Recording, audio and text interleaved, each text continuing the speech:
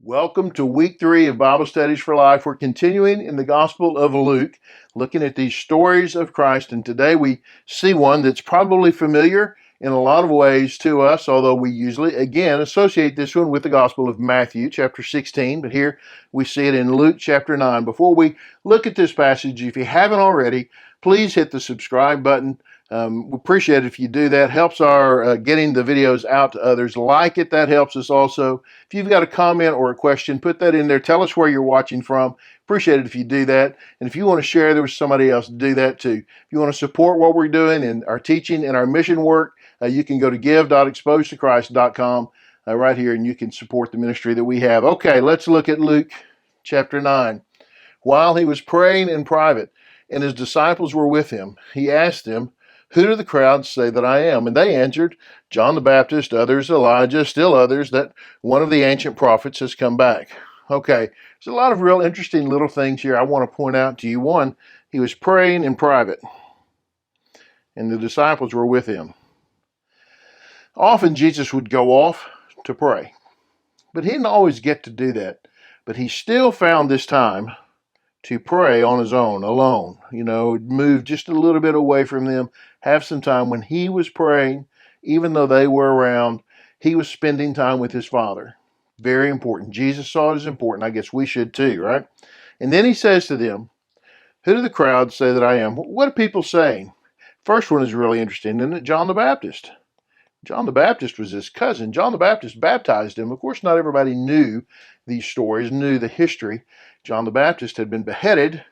Maybe he's risen back to life and he's Jesus. Or Elijah, he's risen back, one of the other ancient prophets. So there's a lot of opinions out there about you, Jesus. Now, we might think of this question as trying to find out what people are saying about us, but I don't think that's what Jesus is doing at all. I don't think his purpose is trying to understand the crowds. I think he knows the crowds, right? His purpose is to bring out a conversation that he wants to have with the disciples. And that is in this next verse. "But you," he asked them, "who do you say that I am?" Now this is the question, right? Who do you say that I am? Not who does everybody else, what does everybody else think? That's really not the question. The real question is, who do you say that I am? What do you think about Jesus? That's the real question, isn't it? What's your answer to this? And Peter answers, God's Messiah. Now we think about this answer in Matthew. It says, "You are the Christ, the Son of the living God," which is God's Messiah, right? Same answer, different phrase, but same answer, right? But he strictly warned and instructed them to tell this to no one, saying, "It's necessary that the Son of Man suffer many things and be rejected by the elders, the chief priests, the scribes, be killed, and be raised the third day." Now, this is marks kind of a turn in the gospel, in the story of Jesus. We start having this whole thing about the Son of Man is going to suffer, he's going to be killed, and he's going to raise the third day. We start having this conversation Jesus has with them.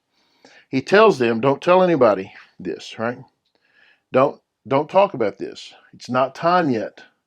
Now, people are going to be saying things, and he's going to tell them over and over, right? He'll do miracles, and he'll tell them, don't tell anybody. It's not time yet. There's a time. There will come a time, but it says it's not yet.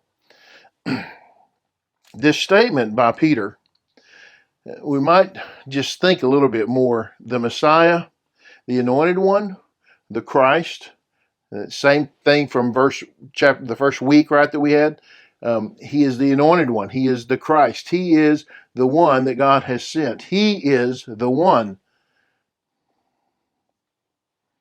And he said to them all, "If anyone wants to follow after me, let him deny himself, take up his cross daily, and follow me. For whoever wants to save his life will lose it, but whoever loses his life because of me will save it." If he is the Messiah, if this is who he is, and this is what they believe, follow me.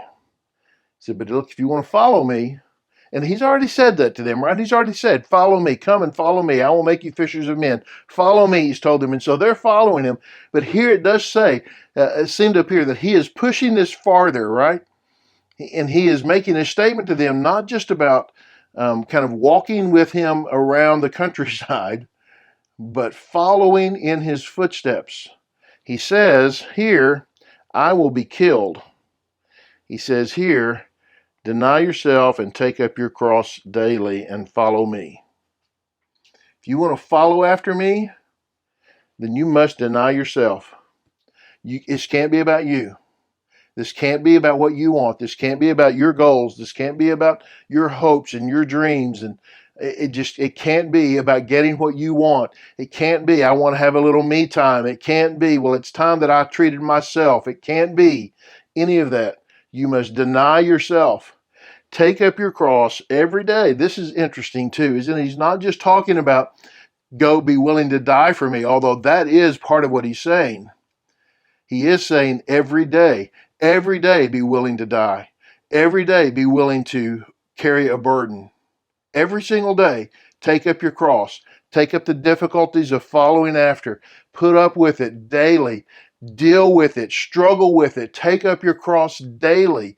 This is not a Sunday thing. It's not a once or twice a week thing. It's not a 3 times a week thing. It's not a twice a year thing, certainly. It is a daily follow. This verse, pastors have preached on it. I've preached on it many times. You've probably heard lots of messages, this verse, this idea, but it needs to be written on our hearts. If I'm going to follow Christ, then I'm going to have to deny myself, and I'm going to have to take up my cross every day. I'm going to have to deal with things every day. I'm going to have to do hard things every day for the sake of the gospel every day, right? And then you'll be following him. You cannot follow Jesus without denying yourself. You cannot follow Jesus without taking up your cross every day. You hear that? You cannot do it. You may think you can. You may think you are. We may think we're doing pretty good. But if we're not denying ourselves and taking up our cross daily, we're not following him. Right? Look, if you want to save your life, you're going to lose your life. But if you are willing to give up your life because of Christ, then you'll save it. It's very clear. There's no middle ground with Jesus on this. There's no kind of follow after. There's no follow for a while kind of a thing. There's no when it's convenient follow after. There's none of that. It is daily, every day. And if you want to preserve things for yourself, you're going to lose them. There's just no two ways about that, okay? For what does it benefit someone if he gains the whole world and yet loses or forfeits himself? For whoever is ashamed of me and my words, the Son of Man will be ashamed of him when he comes in his glory and that of the Father and the holy angels. These are very strong words, aren't they? Look, what's the benefit? To gain the whole world and lose your soul, lose yourself, lose that which is who you are. But you got everything else. And it's obvious, isn't it? It has always been obvious that the world has often, not say often, the world has always been focused on gaining the world, on getting everything, on taking care of number one, of getting as much as I can, for as fast as I can, for as long as I can. What good does it do? When you die, they put you in the ground and everybody divides up all your stuff. That's what happens, right? That's always happened.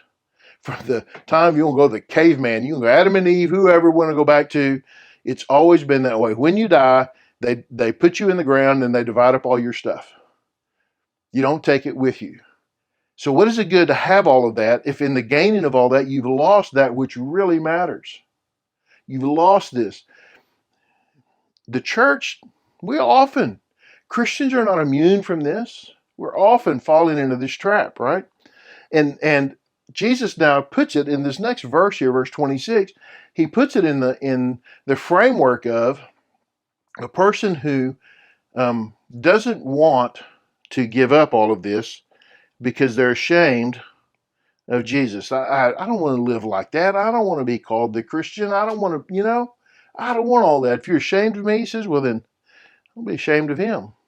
If you will not stand for me here, don't expect me to stand for you there. That's the way I've often said it. If you won't stand for Christ on earth, why in the world should Christ stand for you before the judgment seat of God? He will not. He will not. If you're ashamed of him here, he will be ashamed of you there. That is, he will turn you out. If you turn him out here, he will turn you out there. So we must take this seriously. We must consider what we're going to choose. Are we going to follow him or not? And then when we choose to follow him, we must choose to follow him full out. Hope that's helped. Our discipleship moment, that is it, right? You have to make your choice about what you're going to do, and you have to do that every day. This is your disciple time. The follow me. That's what the disciple does. He follows every day. Hope that's helped. God bless you. Thanks for watching. Thank you, those of you who are teaching. God bless you for that. Be sure and like, subscribe, comment, ask your questions, share it with somebody else. We'll see you next time.